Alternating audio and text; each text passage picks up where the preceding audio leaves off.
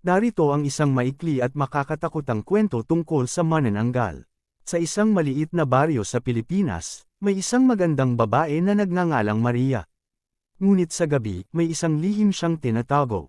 Siya'y isang manananggal. Tuwing buwan ng Hulyo, sa gabi ng kabilugan ng buwan, si Maria ay lumilipad na may kanyang malalambot na pakpak, na iniwan na lamang ang kanyang katawan sa ilalim ng puno ng niyog. Siya'y naghahanap ng bagong biktima upang tamuin ang kanilang dugo. Isang gabi, habang si Maria ay naglilipad, siya'y napansin ng isang matandang manggagawa. Dahil sa kanyang sobrang takot, hindi ito nakagalaw nang makita ang kakaibang nilalang sa ere. Ngunit, isang maliit na pagkakamali ang kanyang nagawa.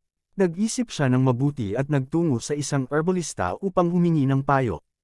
Ang herbalista ay nagbigay sa kanya ng mga dahon ng balanoy at bawang. Sinabihan siyang isawsaw ito sa asin at ito'y ipahid sa paa ng katawan na iniwan ng manananggal.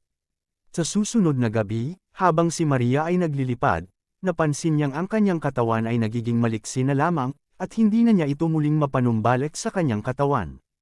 Dahil sa pamahiin at kasamang takot ng mga tao, siya'y natagpuan ng mga baryo at naging alingaw-ngaw ang kwento ng kanyang kaharian. Hindi na natuklasan ang katawan ni Maria, at ang manananggal ay natapos na ang takot. Ngunit ang kwento ng kanyang kasaysayan ay naging aral na dapat tandaan ng mga tao sa baryo, na mag-ingat sa mga lihim at mga nilalang sa gabi.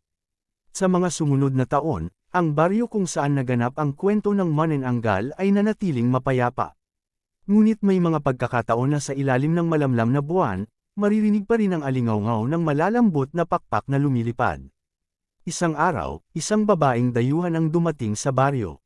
Siya'y isang dalubhasa sa mga kababalaghan at kwento tungkol sa manananggal. Tinanong niya ang mga tao sa baryo tungkol dito, at inilahad ang mga paraan upang protektahan ang kanilang sarili mula sa pangitain ng manananggal. Mula noon, ang mga tao sa baryo ay naging mas handa.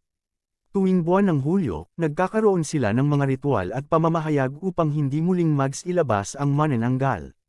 Bagamat sa ilalim ng buwan, naririnig pa rin nila ang malambot na paglipad, hindi na ito nagiging sanhi ng matinding takot.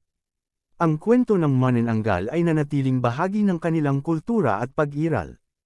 Ipinapaalala nito sa kanila ang kahalagahan ng pag-iingat at paggalang sa mga sinaunang pamahiin, upang mapanatili ang katahimikan at kaayusan sa kanilang baryo.